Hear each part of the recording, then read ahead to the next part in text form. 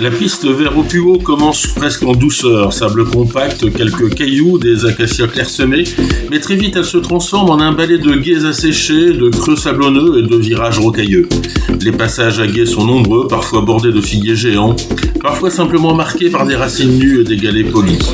Et puis les babouins chacma entrent en scène, pas furtivement, pas en arrière-plan, non, ils occupent la piste comme une terrasse secondaire, étalée sur les rochers, marchant en ligne indienne, ou assis en pleine réflexion digestive.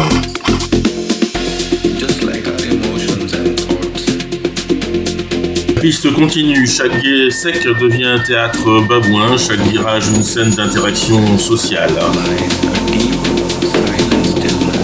On ralentit, on observe, on photographie.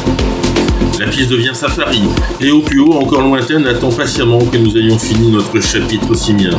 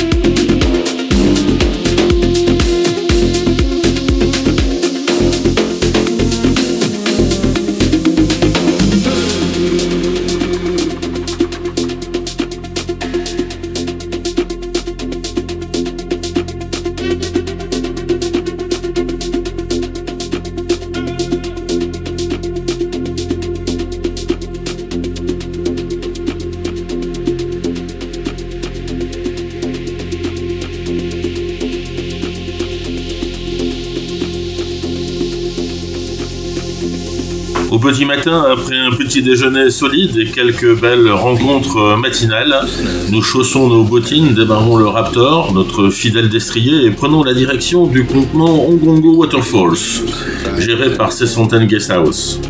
Carnet en main, sourire tranquille et déjà cette sensation que la journée va nous offrir bien plus que des kilomètres. Sur la route, quelques girafes nous saluent à leur manière, une lente révérence du cou, un regard curieux et cette élégance nonchalante propre aux reines du bush. Elles sont plus petites que celles des Tosha, plus fines, presque discrètes, version Kaokoland, édition limitée. La piste vers Ongongo se fait plus rocailleuse, plus capricieuse. On traverse des villages héréros où les dames portent leur robe colorée et leurs chapeaux en forme de corne, avec une grâce qui ferait pâlir les podiums de Milan. Les enfants, eux, nous attendent avec leurs poupées faites main, sourires timides et regards francs. On craque évidemment, quelques peluches données, quelques poupées achetées et beaucoup de chaleur humaine en retour. Puis vient Ongongo, niché dans un canyon à 6 km de Warmkel, cette source naturelle mérite son nom. Ongongo signifie magique en héréro et on comprend vite pourquoi. L'eau est claire, chaude, presque irréelle.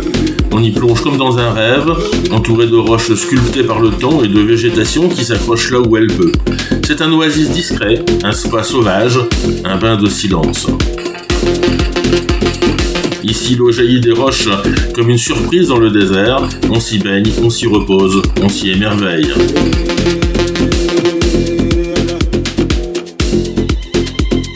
Puis nous quittons Sesfontaine, comme refermant un chapitre sablonneux de notre carnet de route. Sur la piste, un amphibie continue de nous surprendre. Une girafe surgit entre deux acacias, le cou parfaitement aligné avec un poteau en bois. Une autruche est assise au milieu des cailloux, le cou dressé comme un périscope. Elle semble méditer sur la géologie locale ou simplement digérer un brunch invisible.